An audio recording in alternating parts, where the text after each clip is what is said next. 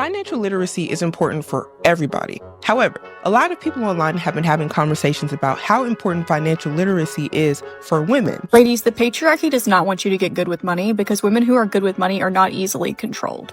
The patriarchy and systems of oppression do not want women to get good with money because women who are not good with money are dependent, easily controlled, easily manipulated, easily oppressed. It is a form of resistance for you to get good with money. So please let this be your motivation to increase your financial literacy in 2025. Now, I wanted to break down what she was saying, just so I can get a better understanding. She said the patriarchy would like you to not be good with money. What is patriarchy? Now, it says patriarchy is a system of society or government in which the father or eldest male is head of the family and descendant is traced through the male line. It also says a system of society or government in which men hold the power and women are largely excluded from it. So when I hear her say the patriarchy wouldn't like you to have financial literacy, she's saying the system set up by men would like you to not have financial literacy or be good with money. The way I see it is any system that's set up to keep people in debt would love to keep anybody in debt, whether it's men or a woman. Having financial literacy as a woman is very important because let me tell you one thing,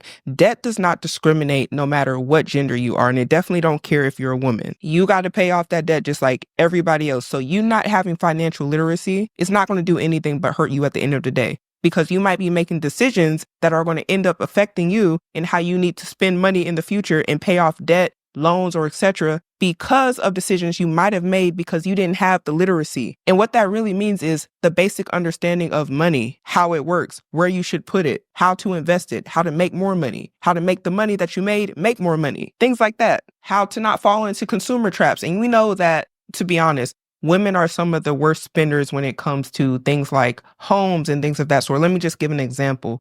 When people are trying to buy a house, usually they're trying to sell to the wife. I don't know how many of y'all have ever tried to get a house, but they're going to talk to the wife. They're going to be like, do you like the kitchen? Do you like the bathroom? Do you like the closet? They don't really talk too much. Like, yeah, it is a husband and wife thing, but they're really trying to sell it to the wife because once the wife gets excited about the house, it's pretty much a done deal from there. Once the wife gets excited about the car, it's pretty much a done deal because they're going off the emotion and the husband's just going to be like, all right, yeah, we're going to get it, whatever. Cool. Now that can be a good thing or it could be a bad thing depending on who you're with or what type of situation you have. But a lot of people in the service of sales love women for this exact reason. I'm just telling y'all the truth. Symone, trying to keep you out of debt. Hit subscribe, touch the screen. I'm working with a financial coach for a couple of months now, and this morning I paid off 54% of my entire credit card debt in one big lump sum payment. I've said this many times before, and I'm going to say this again. Ladies, it is time to get a financial coach. Financial literacy skills are not innate. We're not just born with the know-how, right? Nobody is. These are new skills that we have to be taught, and we have to practice under the guidance of an instruction of another person. And a lot of us most of us were not taught these things by our parents, and certainly not in the public school system. Okay. Look, I can agree with her to an extent. I actually was taught some things in the public school system, but again, that was a long time ago. That was over a decade ago. I don't believe they're teaching that no more. But nonetheless, there's a lot of information on YouTube, books, there are courses, all sorts of things. I personally don't think that anybody that just wants to learn the basics needs a coach because who knows, like coaches probably going to cost you some money and you just now trying to figure out how to be better with money. And now you're about to spend some money trying to figure that out. It's a lot of free resources already online. But if that's what you think you need to do, go see a financial advisor. I have nothing against that. I think that's very good. And this is not financial advice. I'm just giving my opinion. Time to get a financial coach. I will share with you mine. You don't have to use mine, but please find a financial coach. Find someone to teach you how to get good with your money. I am pro live below your means. I was looking at financial books and everything since I was a teenager, just because my mom was always, don't put all your eggs in one basket, And I didn't go to college. So, you get kind of scared, like, okay, I made all this money right now, but what am I going to do now? So I knew, I didn't want to put myself in a position where I was living so expensively that I would, if something happened and next year, 2 years from now, I'm not making the same money, I couldn't afford my lifestyle. So that's the first thing. You got to live below your means. And if you want, let's say, for instance, if you're just starting out, it's some people that, okay, if they have an apartment and they can afford $1,000 apartment, they go get $1,000 apartment. That would not be me. if I could get the $1,000 apartment, I would try to find the $600 apartment and save the $400 a month and go towards something that I want to invest in as far as my idea or some business that I want to do. And so a lot of people handicap themselves from being able to go after their dream because of the lifestyle they become accustomed to. They can only afford it based off of the check that they have been. Or they're trying to put up a facade for everyone else to make people feel like they're more accomplished than they actually are. Right. So to me, it starts off with the investment, to be able to take that financial investment in yourself. Where do I even start on that? First off, Miss Kandi Burruss, such an inspiration. I grew up watching Kandi and seeing her on Real Housewives of Atlanta, and I always thought, man, Kandi is a hustler. I remember watching her when I was a teenager, and for many of y'all that know about Kandi, she gonna keep a hustle. Like, she was a member of Escape, and she can sing. She always had a business popping off whenever she was on the show, and I was like, dang, this lady is busy. I believe one of the houses she showed, she was saying she got it in foreclosure, and from what I understand about Miss Kandi Burruss is, Miss Kandi is living a pretty decent life. Y'all let me know if y'all know about Kandi. But I didn't think she told no lies here. What did y'all think about what she said? How she sees stuff, that's how I see stuff. I want to get stuff for the lowest price. I don't care what I can do. And it's like, oh, I could get something that's $3,000, but why would I want to? I've lived in places that were fully furnished because I didn't want to buy furniture. Yes, I'm cheap. I don't care. And I did that right after I got married. I don't care nothing about all that. I need to do all this. Because society said, don't care. If there's a way to save money and do something that's more beneficial for my household and that makes sense for the situation I got going on, that's what I'm going to do. Some of y'all got paid off cars and you feeling the pressure to go get something just because you can get it, because you got some extra money. Put that money towards something that can really do something for you. You don't got to just go and get rid of every little red cent that you come up with because it's there. And that's what I liked about what she said, is she's showing here, hey, she can put that money to better use. And that's probably why she's so well off. Stop spending the money you don't have. I'm going to give you some tough love big sister advice here. You see my nails? I don't get my nails done. Anything that requires a weekly, monthly maintenance, don't do it. Especially if you are in your early 20s, save that money so you could do that on a regular basis in your 30s. Stop going to coffee shops. Make your coffee at home. I fortunately don't drink coffee, but going to a coffee shop spending $20 to $40 a week, stupid. The same goes for anyone who's obsessed with boba. Live within your means. Don't get a fancy luxury car if you can afford it. I've had the same car for 10 years. I'm not saying that you can't have fun. When it comes to small things like that, I think it's a waste. I think it's a waste to go out to dinners and drinks. I'll do that if I'm on vacation, but I would rather spend my money on experiences, things that I can't do on a regular basis. Have that mindset and you're going to be able to travel more and do more with your life. Yes. This is coming from someone who's 29 who has saved over $200,000 with no help. Look, that is amazing. Then she said she had the same car for 10 years. I've had the same car for 12 years. And do I want another one?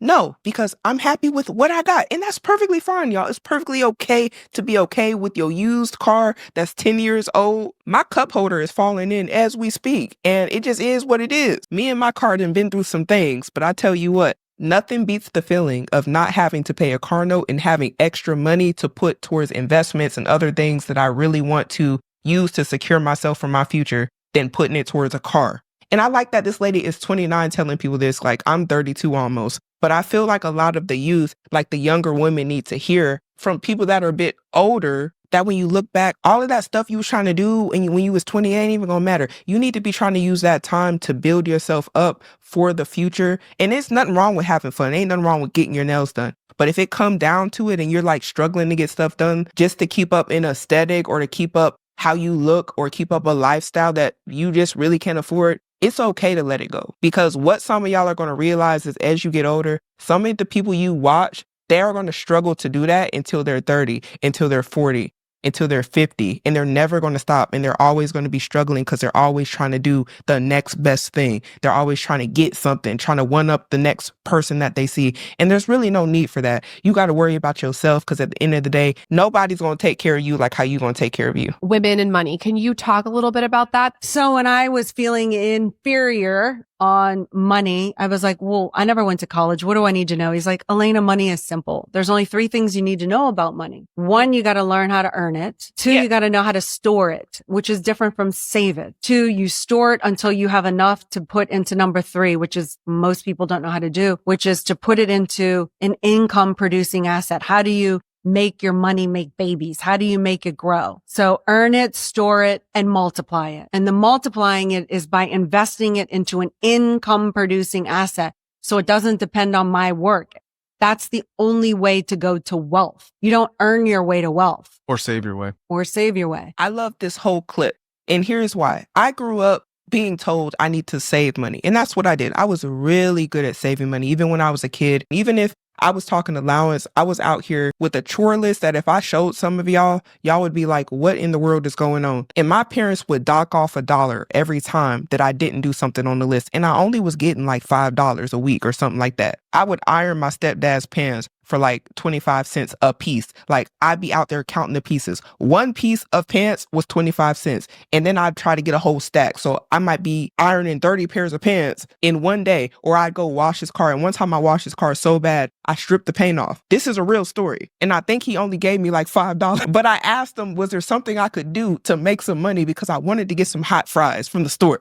We wasn't just giving stuff for no reason. You had to do something to get it. Whenever I would get A's on my report card, which I was an A/B student, y'all. Every time I got an A, I was like $25. B's was like $20. I didn't get nothing for C's. And I got one F on my report card one time in chemistry and I failed. And that was the worst pain I ever felt in my life because I had never got an F before. I was an A/B student. So let me tell you, when you talking about somebody who understand working for stuff, I never had a problem with working and saving money. And when I went to school, I didn't even learn until my economics class that there was ways to make money, make more money. And I was instantly intrigued. I first learned about CDs. And if y'all don't know what that is, a CD is essentially somewhere where you can place your money for X amount of time. Let's just say 6 months. And they'll give you a certain percentage. Only thing is you can't get your money until the CD time has ran its course or you'll face some sort of penalty. And I was like, wow, that's kind of interesting. And I started hearing about stocks, but we didn't really get too deep into it. But my parents always told me to save money, but I didn't really have nobody around me that I grew up around saying how to make the money, make more money. And that was the missing piece to everything that I needed. She says here, earn it, store it, and multiply. The way she broke it down was just so beautiful. Earn it, store it, multiply it. That's all you need to know. If you can do that, I think you're going to be okay. First thing, how are you going to make money? Second of all, when you get the money, where are you going to store it? These are things like you really just want to start asking yourself to rewire your brain to not just say, when I get money, I'm just going to hoard it. No, I always say on this channel, you want to make the money work for you. You don't want to have to go work for the money. And essentially, a lot of people are doing the first 2 steps, but they're not doing the last step, which she said, multiply it. Now, wouldn't it make more sense if you go make the money, you store it, but you store it in a place that multiplies it? Now, you can store it in the wrong spot. Now, that's why I like that she said that.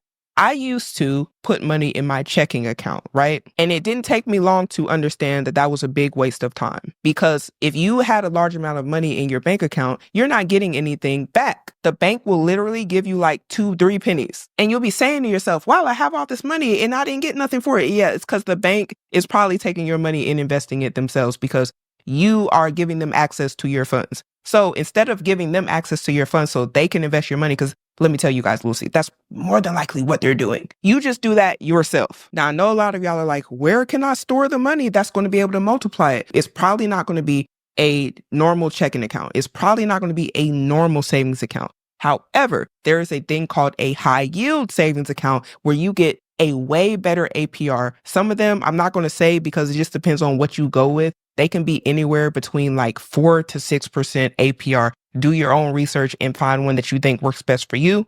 And you also want to make sure wherever you're storing your money is insured. And you got to do your own research on that because everybody's situation is different. Now, some people have high yield savings accounts. Now, I also like to put my money in a brokerage account. That's just how I like to do it, but everybody does what they want to do with their own money. We all got different goals. Now, you may be asking, why do I put my money in a brokerage account? Well, that's because I like to invest in stocks. In my own experience, I get a larger return on investment than I would from a high yield savings account, investing into the stock market every year. So that's why I do it. What did I first start investing in when I first started trying to understand the stock market? I literally was just going down the Magnificent Seven. That's the top 7 companies in the United States. And I was just investing in all of them. And some of them I had a little less faith than others. So I would invest less money, but nonetheless, that's what I was doing. And then from there, I started making other decisions on what I wanted to invest in, but totally up to you. Whole point I'm trying to make here is no matter what you decide to do with it,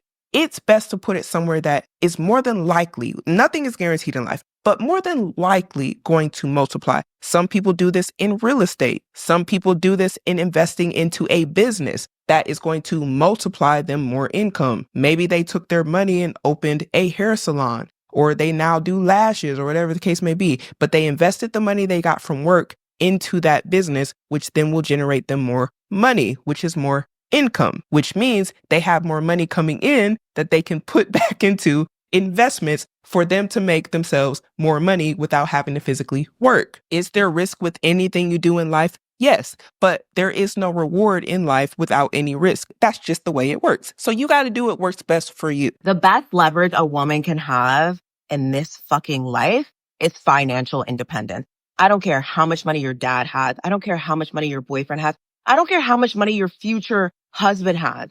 How much money do you have? And if you don't have any, figure out a way to make it. Because if I know one thing is true, as a woman, you should always preserve your freedom of choice and your ability to get up and walk away from a situation that does not serve you. A situation that could lead to your demise.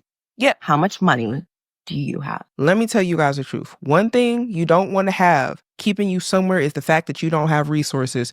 That is one of the worst things I think I've seen people in my own family, my own friends have to deal with, is the fact that they're only in a situation because they don't got no money, because they were fully dependent on somebody else. And I never try to tell nobody how to live their life. But let me tell you, it's sad to see, and I don't wish that they would have made those decisions, but it just kind of was what it was. I wish so bad in some of the situations I've seen that wasn't the case. And we want to think that, hey, you always can depend on the person you're with for them to never let you down or to never do you dirty or whatever the case may be. But I've seen it happen to too many people to just be like, no, it's not something that people and women should be concerned about, because it is. So the way I see it is, if everything goes well, this will be a lot of extra money into the household. And if everything doesn't go well, it will still be okay, because you have the resources in order to be okay. People end up not being okay because they don't have the resources. And financial literacy is good whether you're married or you're single. And I say that as a married woman. Being good with money in a marriage or a relationship is a great skill to have, because you can do a lot with that knowledge. You can make a lot better business decisions.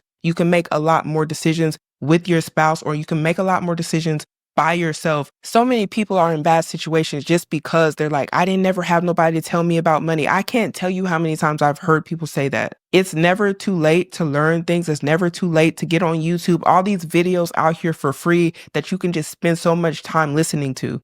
So much people online giving free game. If you really want to know about something now, there's really no excuse. All the information is right here. But you also got to pay attention to, what do you listen to in your spare time? Are you consuming things that are bettering your life, or are you consuming things that are wasting your time? And I know that might be a hard conversation for some people to have, but it's the truth. But if you can be honest, you might be able to make some better decisions in the future. But y'all, let me know what you think about all this down below. Do you think that financial literacy for women is important? Do you think it's something that should be taught? Who do you think should be teaching this? Or do you think people should just get a coach, or whatever the case may be?